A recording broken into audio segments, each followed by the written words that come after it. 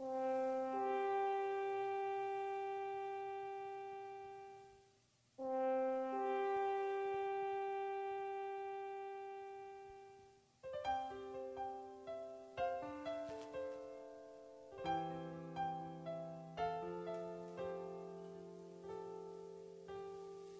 ang iyong mga mata, gumising na at magsaya. Kalimutan na ang problema, tayo na't magpuri kay Jesus. Buksan ang iyong mga mata, gumising na at magsaya. Kalimutan na ang problema, tayo na't magpuri sa Kanya.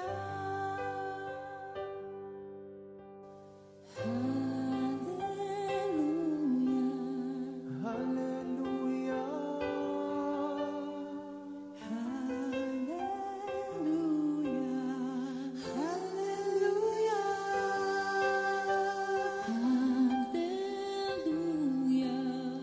hallelujah.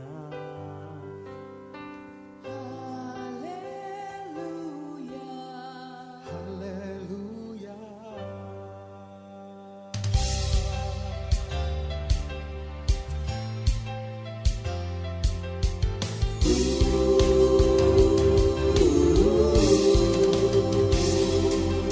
Buksan ang iyong mga mata, gumising na at magsaya.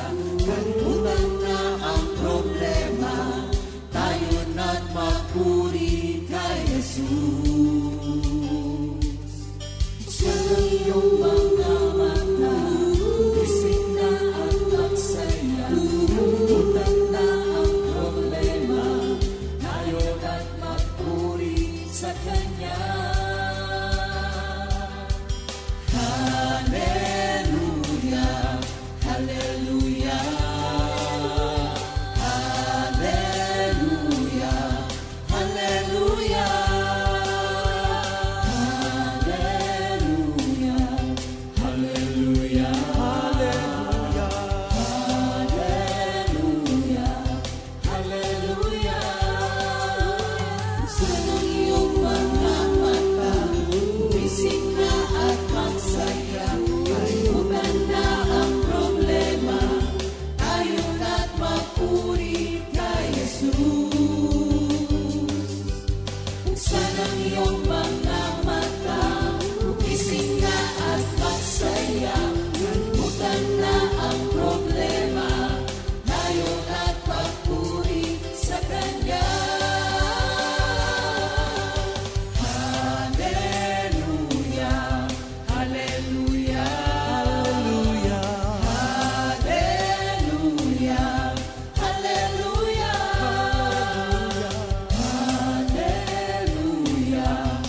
hallelujah,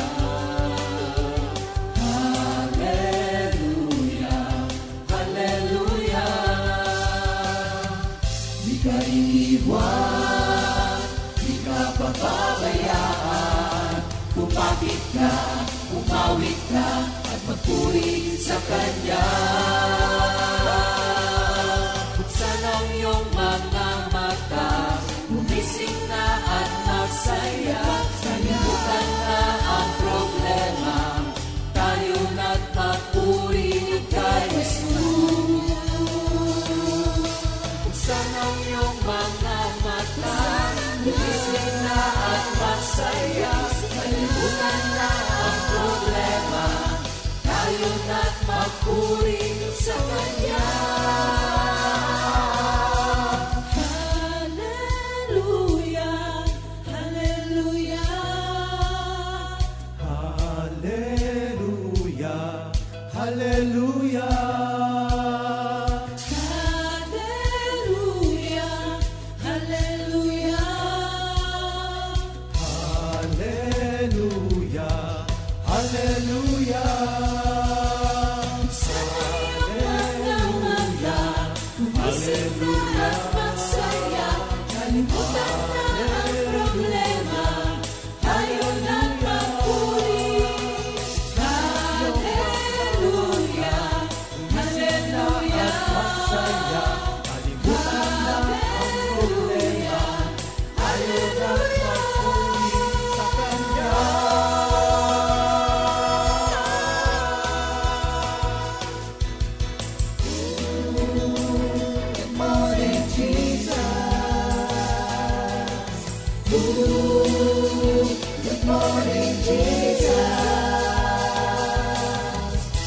Good morning, Jesus.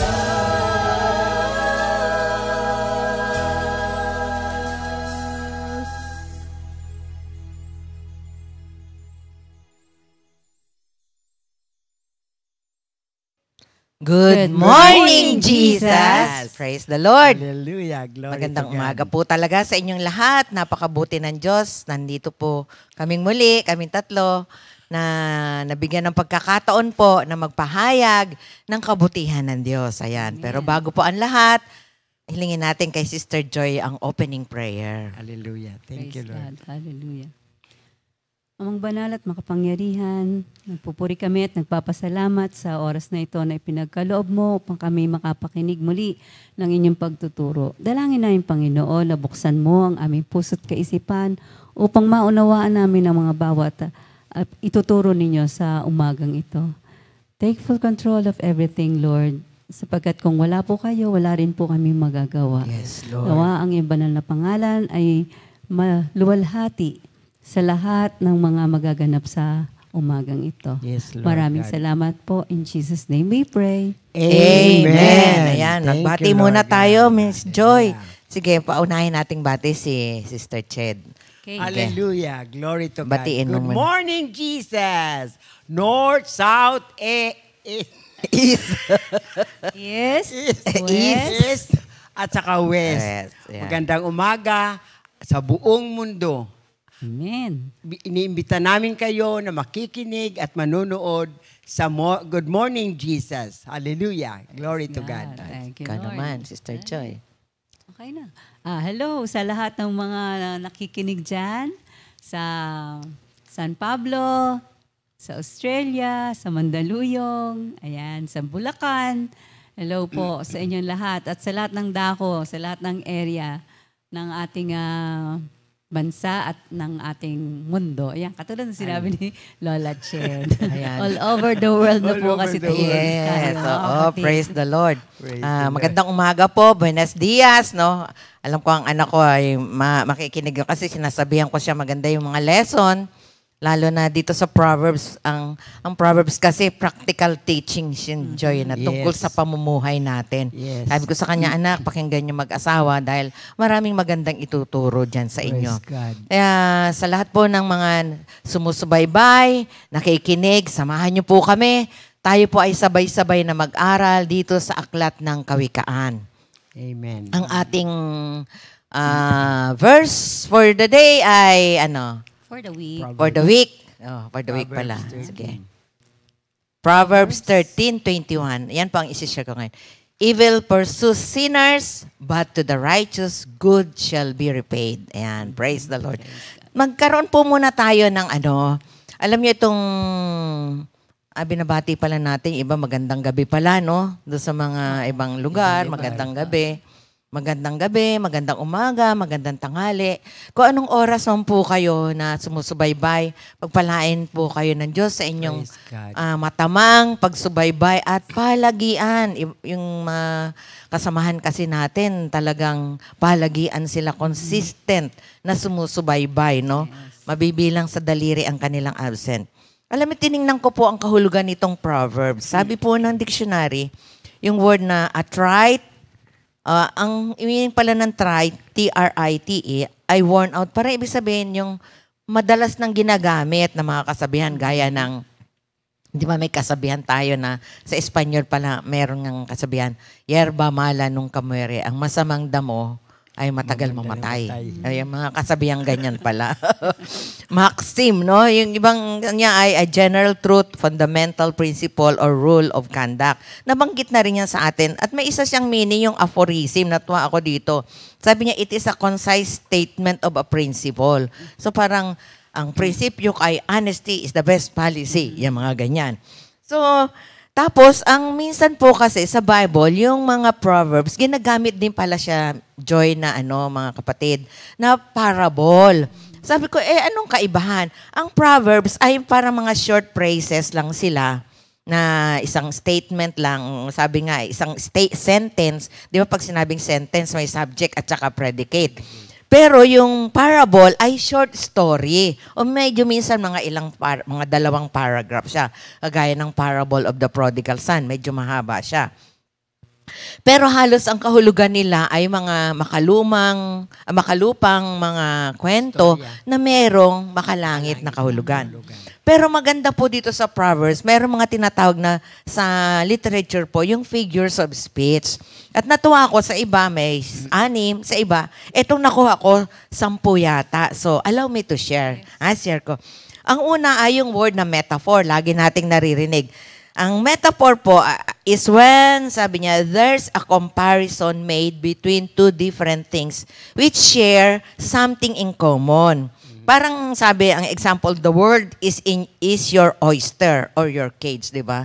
So yung mundo, parang yun ang iyong cage.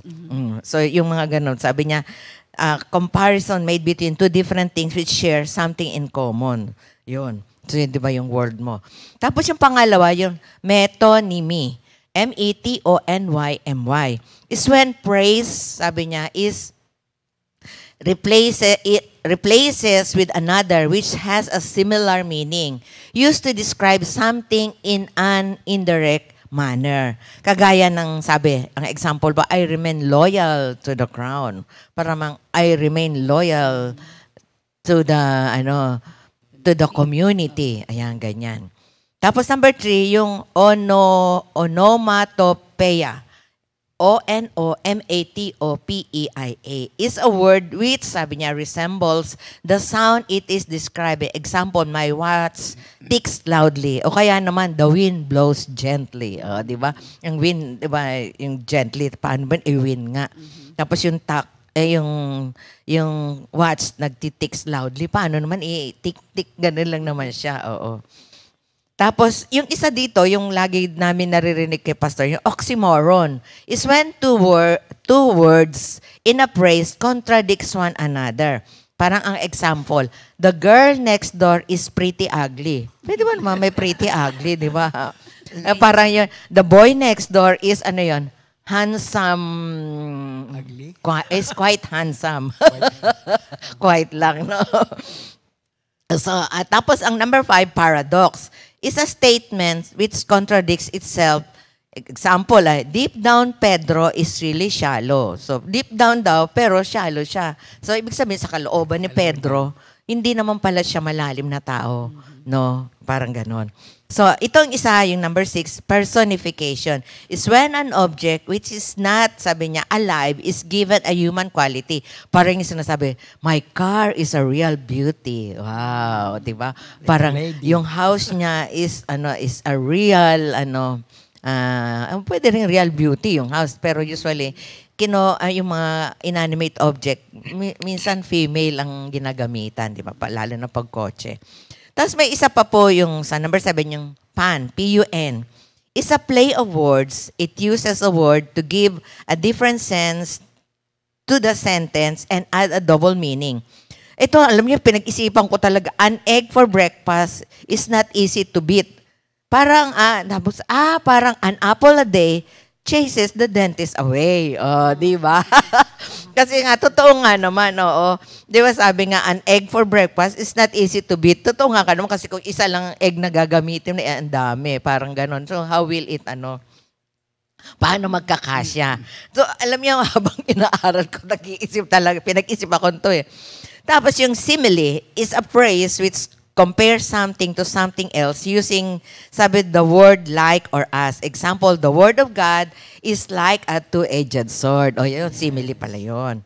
Tapos mayroong isa, yung sign dache. Di ko ma-pronounce. Basta sign, S-Y-N-E, tapos D-O-C-H-E. So sign, synecdoche. Oh, thank you, Miss Jam, is a statement in which only part of something is expressed to relate to the whole. Parang sabi dito, kukunin ko hihingin ko ang kanyang kamay.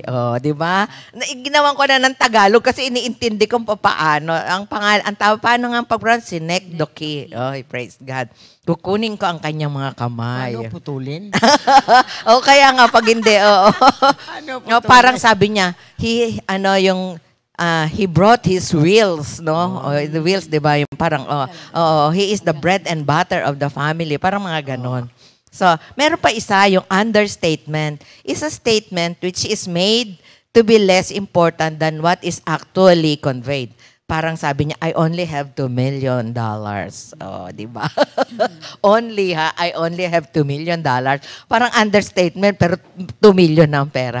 Parang sabi niya, I only have a car and a house and a garden. Parang gano'n. So understatement, pero ang totoo pala, malaki ang kanyang bahay. So, mga kapatid, thank you, Lord. So, 3 po kami mag-share. At tingnan natin, alam mo, nakakatuwa, kasi yung isa kasama dito, yung kanyang Proverbs na napili, talaga pong nangyari sa kanya, sa ating kapatid. Walang iba, kundi Sister Joy. Kasi sabi ng kanyang Proverbs, you make our plans. So, she made a plan, pero iba ang ginawa ni Lord. Ayan, sige. Siya na po ang magpapaliwanag. Ayan. Thank you, Lord. Praise God. Oo. Thank you, Lord. Praise the Lord. Dito sa Proverbs 16 verse 9, you may make your plans, but God directs your action. Yun yung sa Good News version. Sa NIV, a man's heart devises his way, but the Lord directs his steps.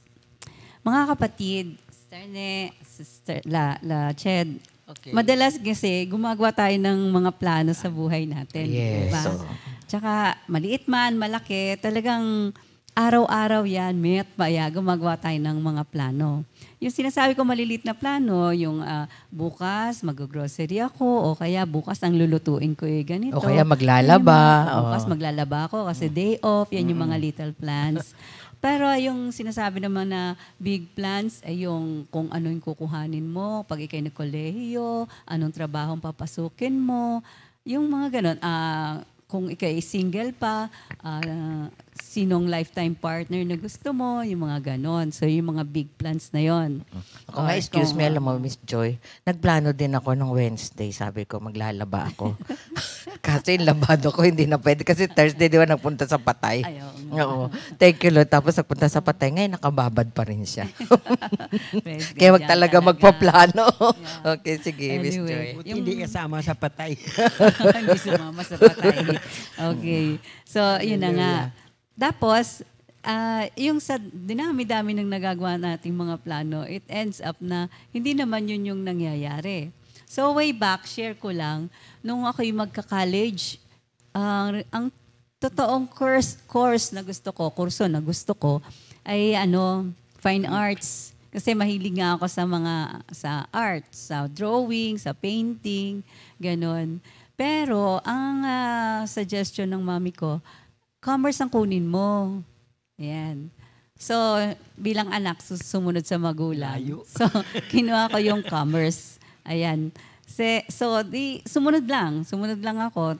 Pero, salamat sa ating Panginoon kasi may mga free courses sa university. Libre yung, arts for 6 months, 3 months, yung mga ganon.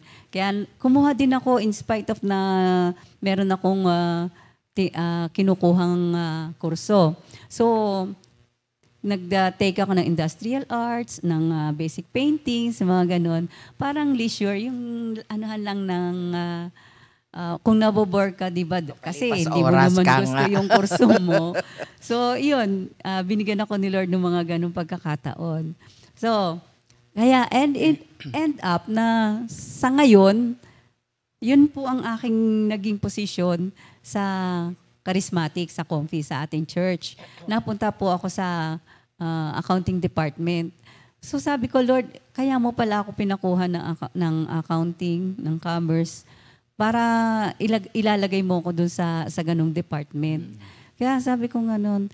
Pero nagagamit ko rin naman po yung aking hilig sa art kasi marami din po kami mga functions, special events na kailangan din po yung mga magde-designs, yung mga ganon. So doon, ang saya-saya ko doon. Pero masaya din naman ako sa office kasi ang heart's desire naman natin kasi kung ano yung maitutulong mo sa church, di ba? Right. So ganun yung kagalakan natin. Amen. So ngayon, ganun nga po ang nangyayari. Yes, we can make thousands of plans, but later on, andun yung realization na hindi yun yung plano ng Diyos sa'yo. Ayan, 'di ba? Tapos sa trabaho naman, 'di ba, ang iniisip mong trabaho, syempre kung ikaw ay nakatapos ng fine arts, gusto ko sana yung magdo-drawing ako sa mga katulad na sa Disney movies, yung mga ganon. Pero hindi, dito ako nilagay nga ni Lord. Kaya napakabait na ating Panginoon. Yan, gamit na gamit naman po. Yan. Tapos, dun sa object ng yung affection, kala mo, yun yung ibibigay sa'yo ni Lord, di ba? Nung araw, nung single pa. Pero it end up na yung hindi mo ine-expect, yun yung nakasama mo habang buhay. Ayan. So we make our plans, but God has the last word. So little by little, nauunawaan na natin yung pagkilos ng Panginoon sa buhay natin. That He is in control of our lives. Yes. Ayan. Not to ruin us, but sabi nga sa John 10:10b, to give us life, life in all its fullness. Ayan. Sa children's ministry, mga kapatid, Sister Ne, Lola Ched, meron kami tinatawag na object lesson. Ganon yung pagtuturo namin sa mga bata para mas lalong naunawaan nila kung ano yung gusto mong ipahatid sa kanilang pag-aaral. So ngayon, bibigay tayo ng isang object lesson, katulad ng driving. Halimbawa, ikaw, nagda-drive ka ng car. Ngayon, andun ka dun sa way na, yung magandang way, yan. Ito yung tamang daan. Pero, parang, my way or your way. My way or God's way.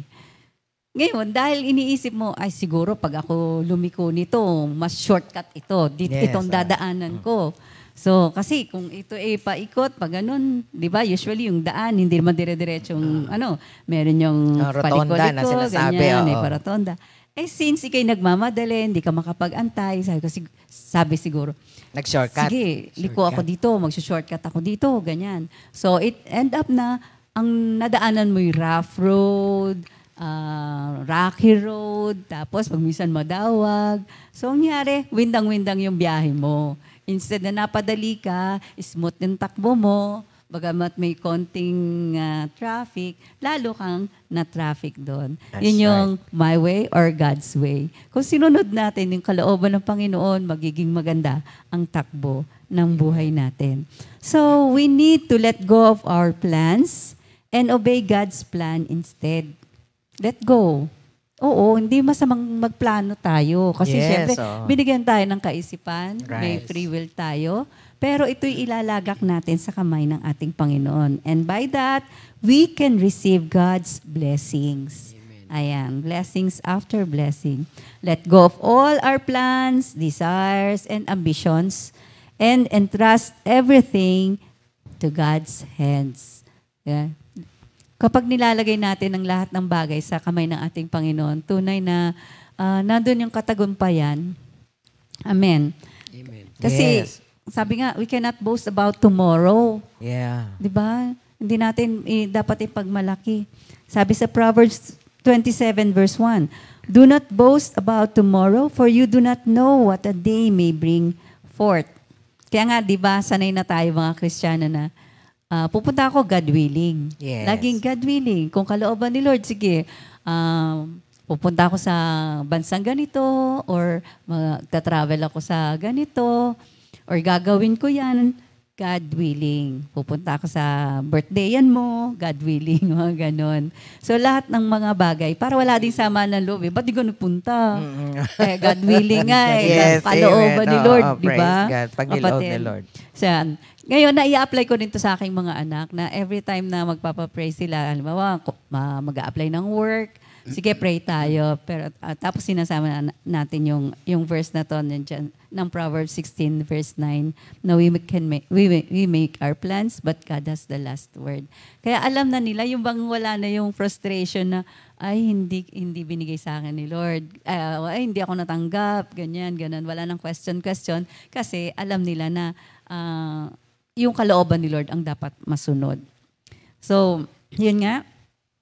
Katulad ng sinasabi dito sa Jeremiah 29 verse 11. Yes, very popular verse. Yes. For I know the plans I have for you, sabi ng ating Panginoon. Plans to prosper you and not to harm you.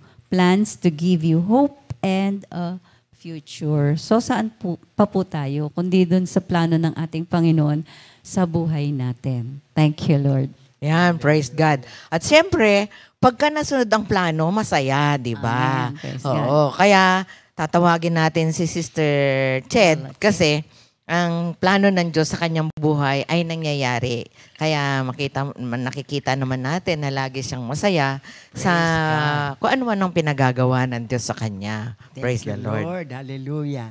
Purihin ang Panginoon. Talagang napakabuti ng Panginoon. Ang pagkakataon na ito, lagi namin, minsan ini-expect ko na kakanta lang kami, magsasayaw lang kami. Hindi namin ini-expect ito. So far, si Sister Nene, lagi siya nagbibigay ng pagtuturo sa morning devotion, Bible study, o sa ano pa man, sa mga prayer meetings. But this is the big privilege to share the Word of God. Yes, amen. Amen. Pero At ang sa totoo, akin naman kinakabahan pa rin ako, Sister Ched. Huwag kang kabahan. May kaba pa rin Bahala konti. si Lord. Yeah. Sige, Sa Sister. akin naman po, Ano ba ang sekreto ng inyong kasiyahan? Proverbs 17 verse 22. Ito napaka Popular na verse din. napaka popular din na verse kasi sabi doon, a merry heart does good like a medicine, Yes. but a broken spirit dries the bones. Oh. Spirit dries the bone. Pag wala tayo sa Espiritu ng Panginoon, ang ating mga buto na natutuyo pala. Oo. Purihin ng Panginoon. Talagang Mas mabilis pa lang process ng aging, ano? Pagka-broken ng spirit. Okay. Oo, Sige. napakabuti. Ang sabi sa Tagalog, ang pagkamasayahin ay mabuti sa katawan. At ang malungkot ay unti-unting ano daw? Mamamatay. Naku po. Mamamatay. Biro mo? Wag tayo malungkot. Alam nyo, mula nung ako'y bata pa, ginigising ako ng nanay ko para magsimba. Biro mo, madaling araw, alas 4 ng umaga. Di ba may mga bata na ayaw gisingin sa umaga? Ako, basta gisingin lang ako ng nanay ko, ako'y masaya na sisimba, pero tutulog lang ako dun sa bangko. Yung anak ko ganyan din pag nadala ko no sa Bible study. Tutulog lang ako dun sa bangko. Basta kasama ko ang nanay ko. Yun, natutuwa na ako pag nagsimba kaming dalawa. Ang sikreto lang, na lagi tayo maging masayahin, sumunod lang. Go lang.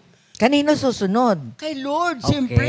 praise Sabi God. ni Sister Joy.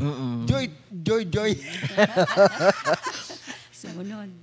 Sumunod lang tayo. Praise God. Kasi, obey first before you complain.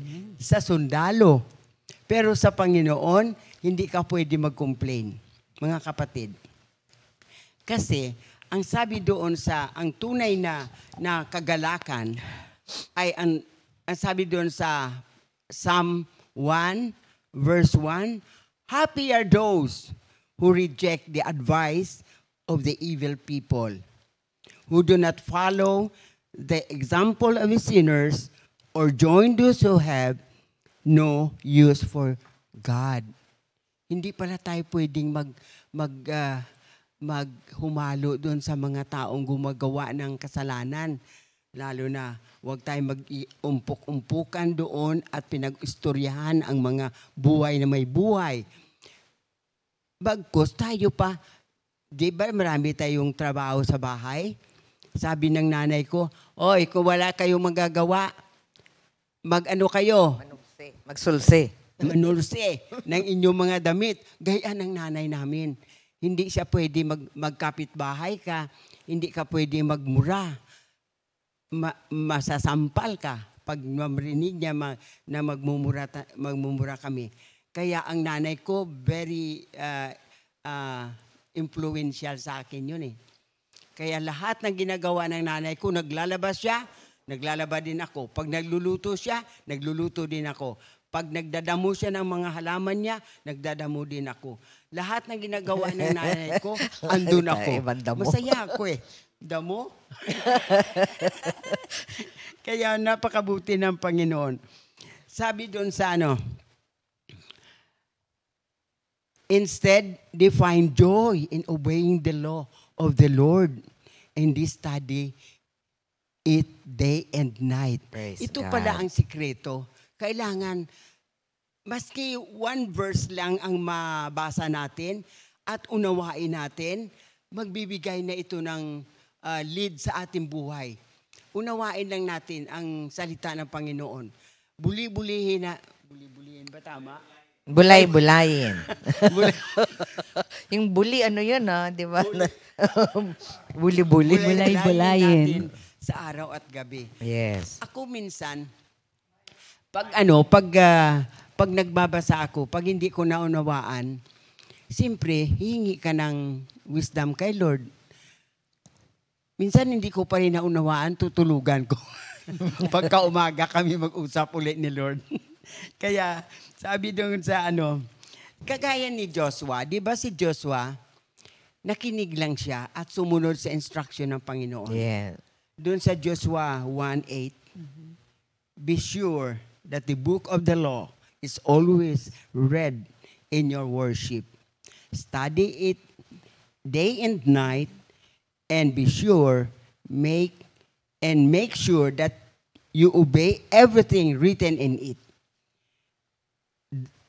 Then you will be prosperous and successful. Yun pala ang sekreto. Pag sumunod tayo sa instruction ng Panginoon, talagang magtatagumpay tayo sa ating gagawin. Kagaya ni Joshua, hindi siya nag-complain. Di ba nabasa natin ang Joshua?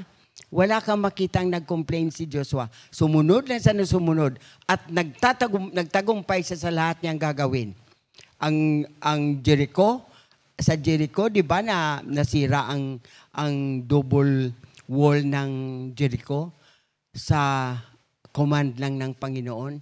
Kaya kailangan na sumunod tayo. Kaya dito naman tayo sa, naalala nyo nag-share ako last time doon sa wala tayong kuryente? Di ba nag-share ako doon ng go, grow, and glow. Ngayon pupunta tayo sa grow. Sabi doon sa, you have to grow in faith in the Word of God. Pag may pananampalataya tayo at naunawaan natin, makilala natin ang lubusan ng ating Panginoon sa pagbabasa ng Biblia, tunay na makilala natin ang Panginoon Diyos na ating sinasamba.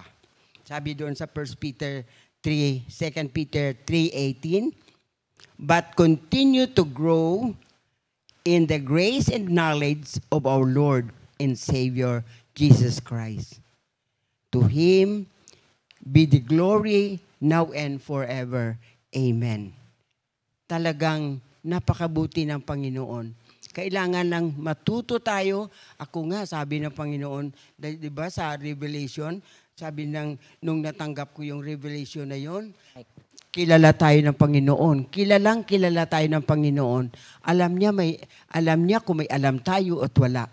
Sabi niya sa Revelation 3:8, I know what you do. A little power.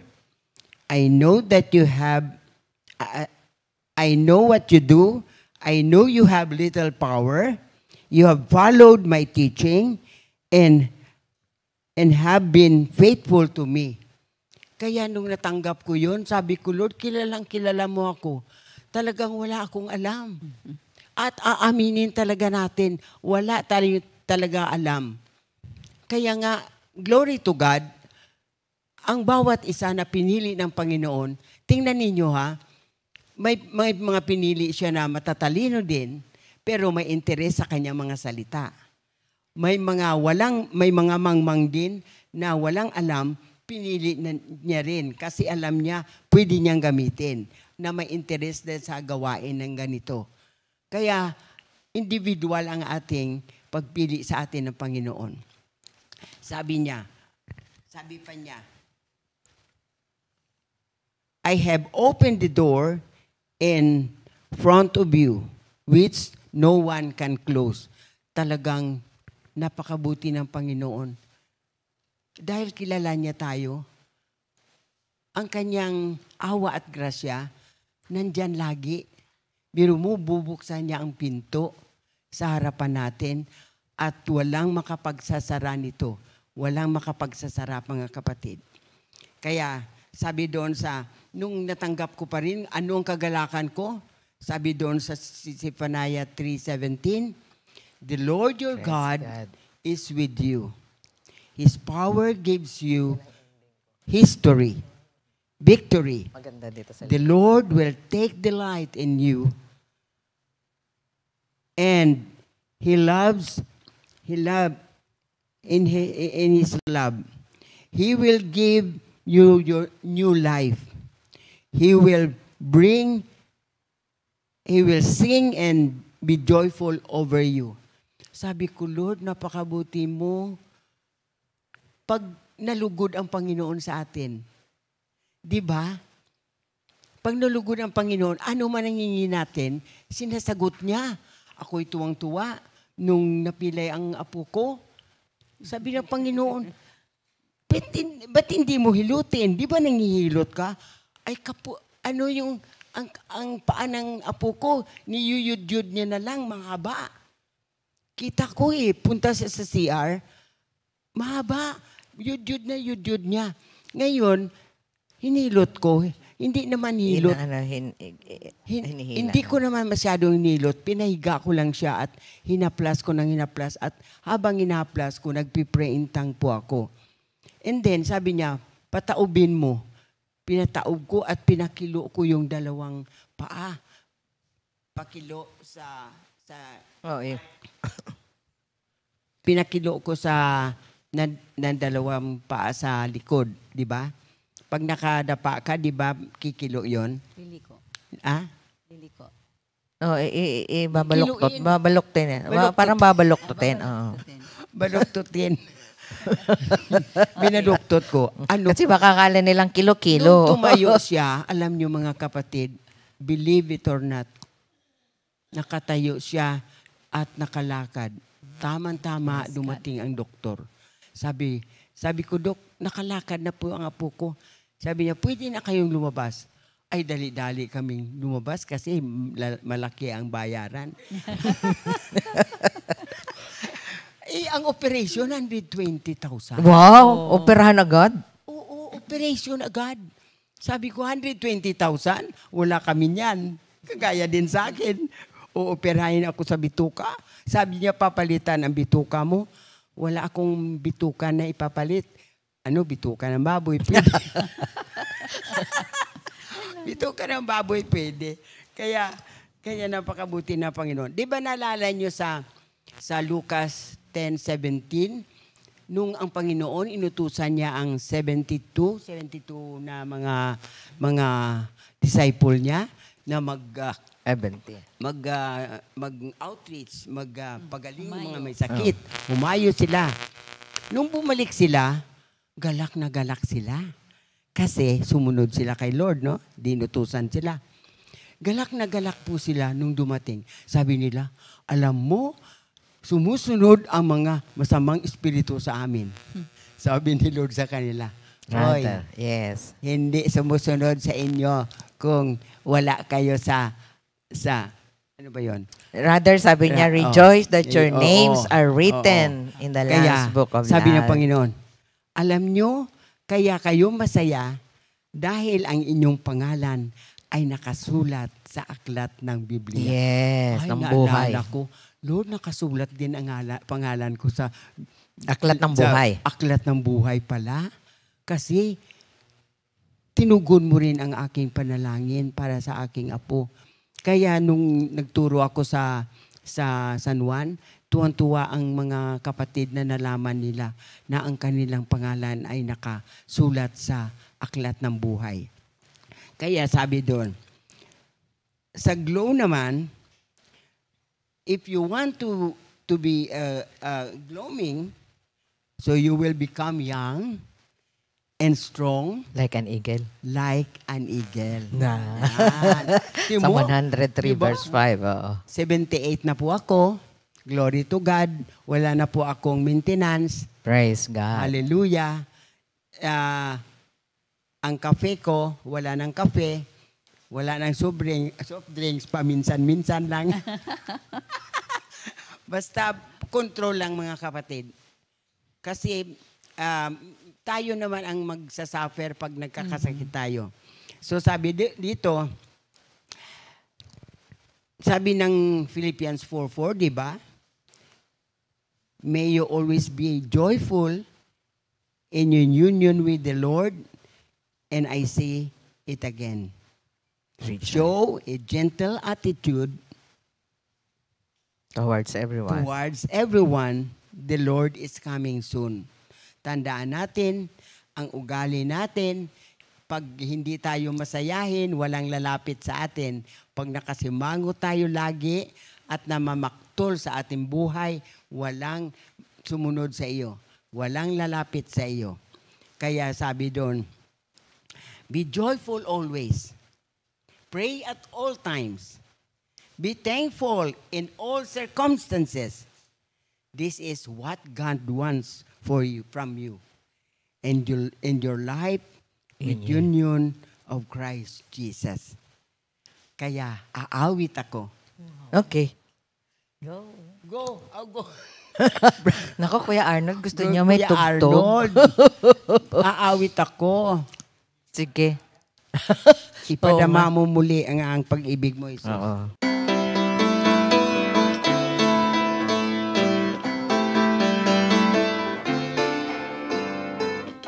Mamumuli ang alab ng pag-ibig mo, Jesus. Ipadama mong muli ang alab ng pag-ibig mo, Jesus. Aking nadarama, ako'y nalalayo sa'yo, Panginoon. Padama mong muli ang alab ng pag-ibig mo, Jesus. Padama mong muli ang alab ng pag-ibig mo, Jesus. Padama mong muli ang alab ng pag-ibig mo, Jesus. Aking nadarama, ako'y nalalayo sa'yo, Panginoon. Ipadama mong muli ang alab ng pag-ibig mo, Jesus. Aking nadarama, ako'y nalalayo sa'yo, Panginoon. Ipadama mong muli ang alab ng pag-ibig mo, Jesus. Ipadama mong muli ang alab ng pag-ibig mo, Jesus. Ipadama mong muli ang alab ng pag-ibig mo, Jesus. Thank you, Lord. Praise Hallelujah. God. Thank you, Glory. Lord. Kasi kung hindi tayo iniibig ng Diyos, di ba, ang mga taong umiibig, naliligayahan. So yung madama lang natin na mahal tayo ng Diyos, pag tinignan natin ang krus, sobrang kaligayahan na natin. Amen. Ako pag nalulungkot din, Tached, tinitingnan ko yung krus. Tapos sabi nga doon sa Hebrews 12, because of the joy that many will be saved, dahil sa gagawin niya, nagagalak ang ating Panginoon in spite. Yan, parang oxymoron, magkaano, no?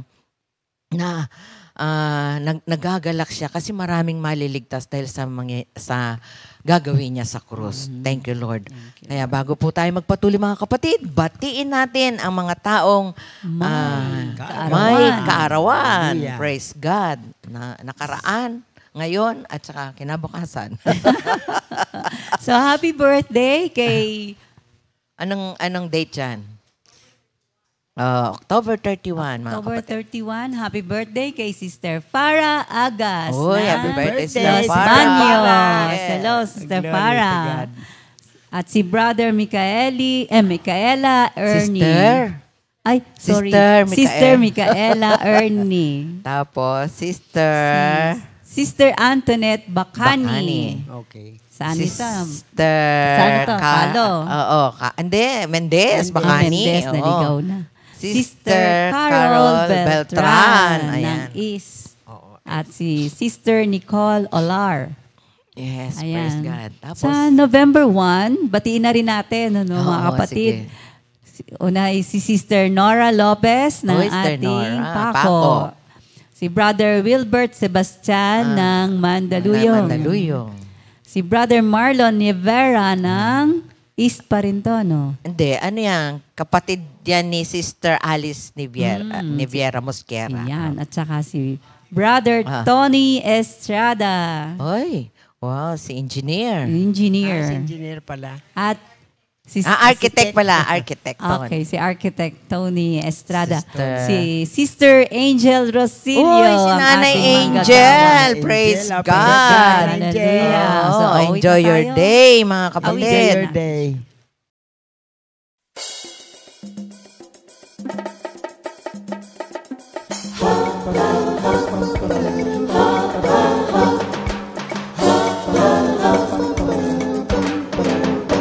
Happy, happy, happy, happy, happy, happy, happy. Happy, happy birthday. Happy, happy birthday. Happy birthday, happy birthday to you. Happy, happy birthday. Happy, happy birthday. Happy birthday, happy birthday to you. Happy birthday! May the good Lord doesn't figure, may the Lord's light shine upon you. Happy, happy birthday to you. Happy, happy birthday to you.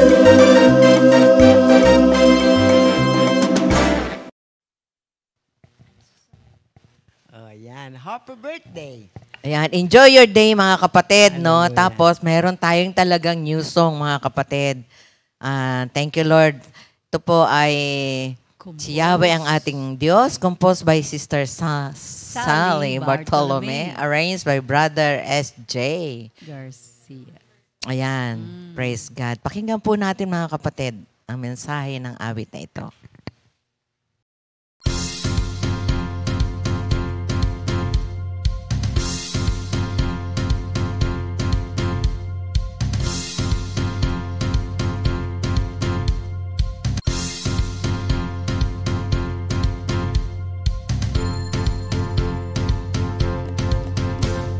Umawit sa galakan ng lahat ng mga bansa. Si Yahweh papurihan, maging kulang siyang pusa. Ating magtagumpay sa lahat ng panahon. Umawit sa galakan ng lahat ng mga bansa.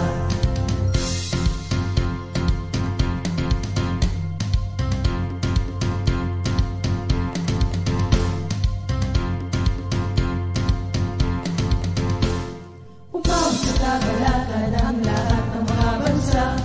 Si Yahweh papurihan, paging kulang siyang dusa. Ating nagtagumpay sa lahat ng panahon. Umawit sa kagalakan ng lahat ng mga bansa. O si Yahweh ang ating Diyos, ito'y dapat na malaman mo. O si Yahweh ang ating Diyos, ito'y dapat na malaman mo. Lumapit sa templo, may pusong nagdiwang. Umawit at magpuri sa dagong banal. Awitan siya at pasalamatan. Lumapit sa templo, may pusong nagdiwang.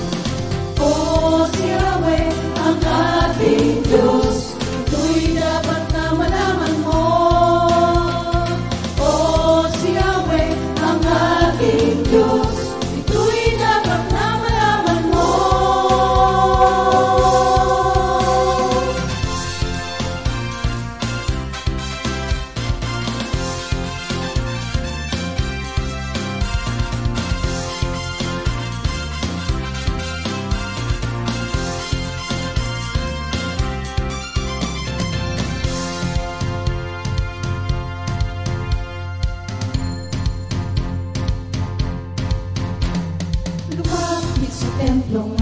pusong nagdiriwang, umawit at magpuri sa dakong banal.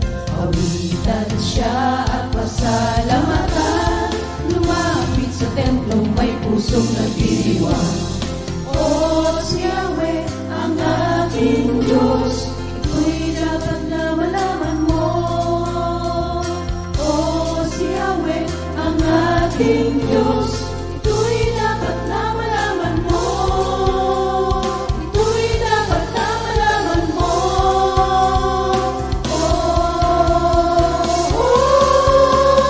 Lumapit sa templong may pusong nagdiriwang, umawit at magpuri sa dakong banal. Awitan siya at pasalamatan, lumapit sa templong may pusong nagdiriwang. Lumapit sa templong may pusong nagdiriwang. Lumapit sa templong may pusong nagdiriwang.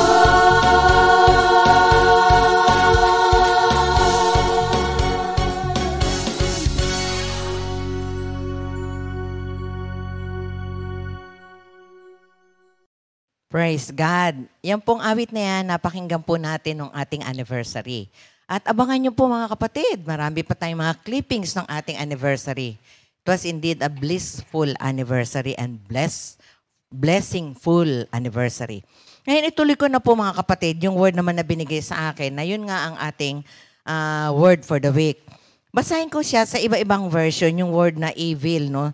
Sabi sa Proverbs 13:21, evil or sa iba ay disaster, adversity. Pag sinabi mong adversity is a state or instance of serious or continued difficulty or misfortune. Meron palang continued, parang yung sinasabi nila, ano yun?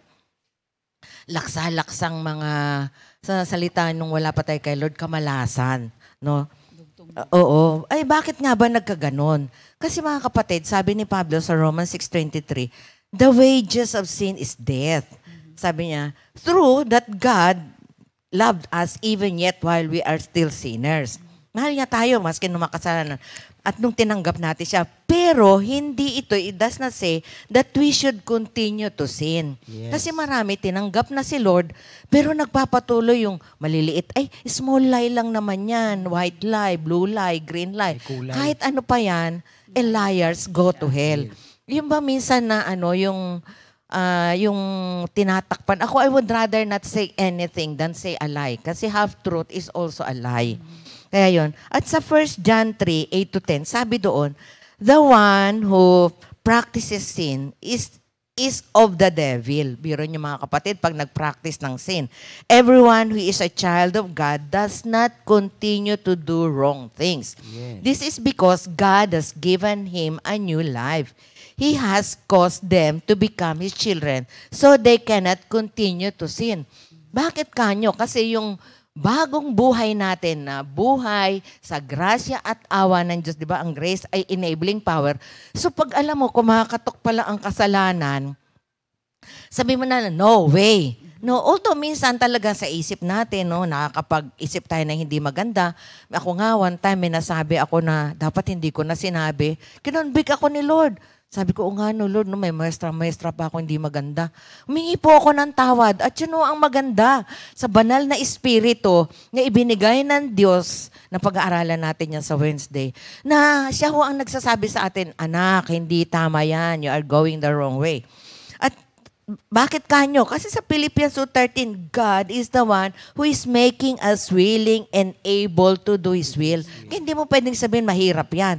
Eh, paano na yung Philippians, 4:13, I can do all things through Christ who strengthens me. So in conclusion mga kapatid, sinners who have received the Lord as their Lord and King, kasi gusto lang nila minsan ng mga tao, Savior lang si Lord. Pero tandaan natin, paghari at Panginoon, anong kasunod yun? Yung sinishare ni Sister Ched, obedience ang dinidiman nun.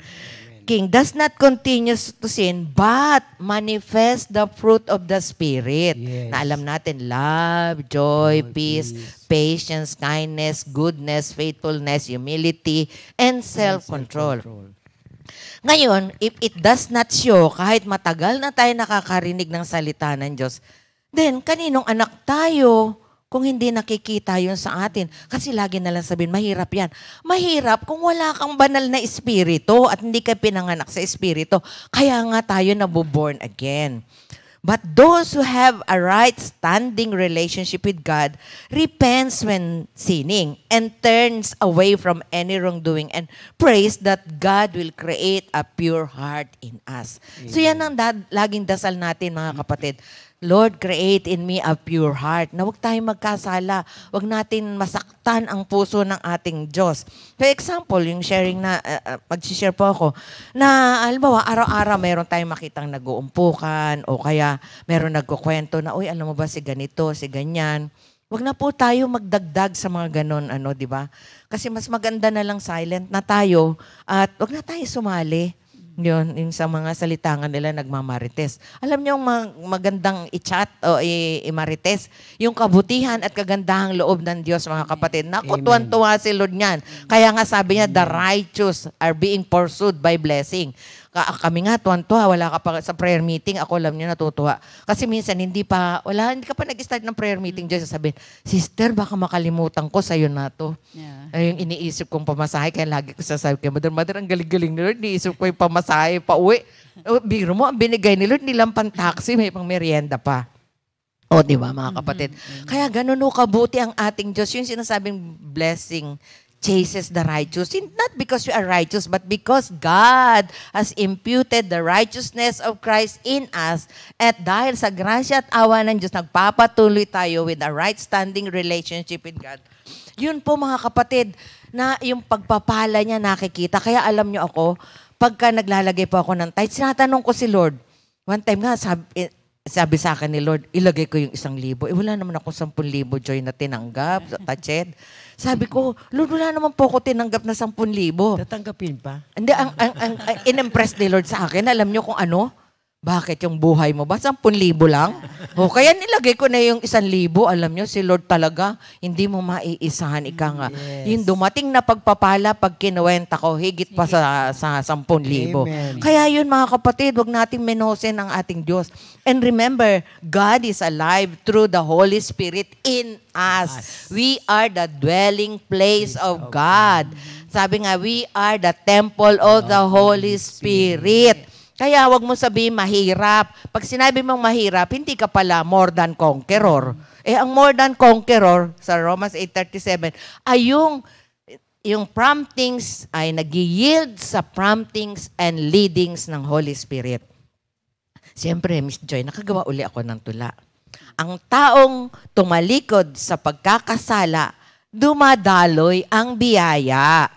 Kasalanan, kinamumuhian, pagpapasakop sa Diyos na makapangyarihan.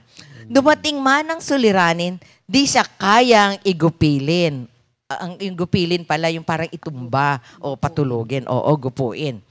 Pag si Jesus ang kapiling, dalahi pagagaanin. O, di ba? Praise God.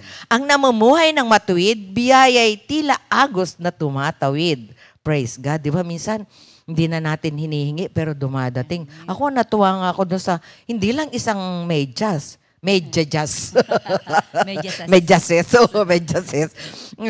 Praise the Lord. Buhay umuunlad, natatawid mga balakid. O, di ba mga kapatid?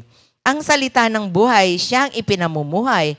Kaya naman sa paggawa ng mabuti, siya'y nasanay. Pagsalita ng Diyos, gaya ng sinasabi, binubulay day and night, masasanay na tayo sa paggawa ng mabuti. Kaya we can attain perfection. Kasi if every day, na yung the next day, every day, araw-araw, kaya nga si Lord give us this day our daily bread. Natutunan sa buhay, ang lahat na sa Diyos ay iaalay. Kaya't anuman ang dumating, matibay ang paningin. Tagumpay ang bawat hakbang dahil si Jesus ang gabay at laging kaagapay. Kaya mga kapatid, itong mga Proverbs, pag-aralan natin, 1-31 yan. Kung ikaw ay may bahay, naku, marami po dyan tungkol sa may bahay. Kung ikaw ay anak, marami dyan. Meron nga sabi, son, huwag kang titingin sa immoral woman, no? Yung ganon. At saka, son, sabi ni King Lemuel, ang payo ka ay sundin. Tapos si Agur, mayroon din dyan, no? Na sabi niya, wag mo akong payamanin para hindi ako magkasala at makalimutan kita. Wag mo naman ako pahirapin na ako'y magkasala sa'yo. So mga kapatid, practical, para yung James din. Ang Proverbs ay parang James na practical wisdom. Pang araw-araw. Tandaan natin sa 2 Timothy 3:16, di ba? The Word of God is useful for teaching the truth, rebuking error, no? Useful for right living. At tayo mga lingkod ng Diyos, kahit hindi lingkod, tayo mga anak ng Diyos, pag meron tayong salita, yan ay gabay. Kaya nga tayo may Bible reading, mga kapatid. Para ano tayo nagba-Bible reading? Para lang masabi na marami tayong nakabisa. Hindi po, ang bawat salita ng Diyos, pag ninilay-nilay, alam niyo, maaaliw po tayo. Ako nga itong pagbabasa ng salita ng Diyos humingi ako ng sorry kay Lord kasi alam niyo minsan, na-engross din ako doon sa meron kaming laro ngayon Royal Match. Oo. Pero mas maganda pala yung Royal Words, no? Kaya thank you Lord na pagkahabang binabasa mo, kung medyo malungkot-lungkot, alam niyo, sumisigla talaga mga kapatid. Kaya that's what kami mga manggagawa, yung personal devotion with God, that's what keeps us alive and kicking. Kaya yung sinasabi last time, how to keep the fire burning? Naku, read the Word. Sabi nga sa Revelation 1:3, you read, you study, and you obey. We obey. Pag sinunod natin yun, mga kapatid, si Lord, God pa rin siya kung mag-disobey tayo. Pero tayo, pag nag-disobey, we rob ourselves yung blessing doon sa Deuteronomy 28, the blessings of obedience. So mga kapatid, napakabuti ng Diyos sa atin. Kaya abangan natin sa mga susunod na mga araw, yung mga clippings po ng ating anniversary. So purihin ang Diyos, mga kapatid, na binigyan kami. Sister. Oo. Bukas ng Martes, no? Thank you, Lord. At saka sa Wednesday Sa din Wednesday, po. oo. Abangan po natin Abangan yung ating po mga natin. clippings Mga nung clippings anniversary. nung anniversary. May mga glitz na tinatawag, parang technical glitz, no? Mga konti-konting ano. Pero wala po yun sa kasiyahan na una. Sabi ni Lord, 2-3 magtipon sa pangalan ko, naroon ako. Biro mo, hindi lang tayo 2-3. Libo, mga kapatid. Di ang presensya ng Diyos dumadagong-dong. Kaya nung nagpipraise and worship, nako mga kapatid. At ang pinakamaganda yung nagkita-kita yung sama-samang mga kapatid. Doon dumadaloy ang biyaya, Psalm 133. Kaya kung lagi tayo, alam niyo, nakatune in sa frequency ng Diyos. Tama ba, Brother Arnold? Frequency ng Diyos. Oo, hindi lang AM, FM, no? Kundi CM, ano ba yan? Christ frequency. No, pagka nakaka-tune in tayo sa frequency ni Lord, nako mga kapatid, one thing is very, very sure. Hindi tayo magkakamali ng Although sabi nga ng isang mga ngaral, life is a series of not a series of chances but choices. So we can choose to be happy, kagaya ng sa Proverbs 17:22. Ang sabi diyan, a merry heart doeth good like a medicine. Tapos para yung bago ka sumaya, let the plan of the Lord prevail. Yes. Sabi nga, we make our plans, but God directs our actions. Kasi alam niya ang mga motives natin. At alam niya, paborito ng marami yung Jeremiah 29:11, for I know the plans I have for you, plans to bring you prosperity and not disaster, and plans to bring the future that you hope for, sa ibang version. So, pagka binaba mo yon, if you seek me with all your heart, you will find me. So, hanapin natin ang kalooban ng Diyos. Alam niyo, pagka alam natin ang kalooban ng Diyos, hindi tayo magkakamali mag-pray. Kasi sabi sa 1 John 5:14-15, if we pray according to God's will, alam niyo ba mga kapatid, hindi lang niya napakinggan ang ating panalangin, tutugunin pa niya. Amen. Kaya kailangan hanapin natin, ano bang kalooban ni Lord? Although hindi naman sinabi, si Juan de la Cruz ang mapapangasawa mo, o tumira ka dito sa lugar na ito. Wala namang ganun sa Bible. Pero, meron sa alam ko, kagaya ni Sister Joy, na excited tuloy ako. Alam nyo, di ba sa Isaiah yon yung word mo na, yon? Each one has a mate of its own. Yun. Kaya yun, kasi ninang yan ako sa kasal. So yun, merong mga ganon, mga kapatid. Naalala ko, di ba nagsishare din Sister Judith? Naalala ko, meron siyang loading and unloading, yung yes niya. Yun. Kaya si Lord po nangungusap siya. Tandaan natin, ang Diyos na sinasamba natin ay buhay, mga kapatid. Amen. So He can speak to us in any manner. And He can speak also to us clearly dito sa Book of Proverbs. So, ang ating daily Bible reading, mga kapatid, ay matatagpuan sa Ezekiel 39 to 42. Luke 13, 18 to 35, chapter 14, 1 to 24, Psalm 1 to 123. Day 299 to 300 na po tayo for Wow. October 31 to November 1, Praise 2022. God. Thank you, Lord. So, mga kapatid, ang aklat ng Proverbs 1 to 31 lang yan. So, you want to know more about life, know more about yourself, know how to... mayroon nga dyan sa Proverbs na, hindi ko lang maalala, sabi niya, if you can handle criticism, you will be put in the, yung mga Hall of Fame, no? Kaya sabi ko, nga, kasi merong good criticism, may bad criticism. So, yun, naalala ko rin ng mami, nung bago-bago pa ako, sabi niya, Ne, anak, basahin mo ang aklat ng Proverbs. You will learn many things about it. So, mga kapatid, sa muling pagkikita, tunghayan po natin ang mga iba pang nating aral dito sa Book of Proverbs. Marami po tayong matututunan, mga kapatid. Sumabay po tayo. At ang banal na espiritu, kung hindi man natin alam, tuturuan niya tayo. Isa yan sa mga work ng Holy Spirit, aside from comforting us, consoling us, no?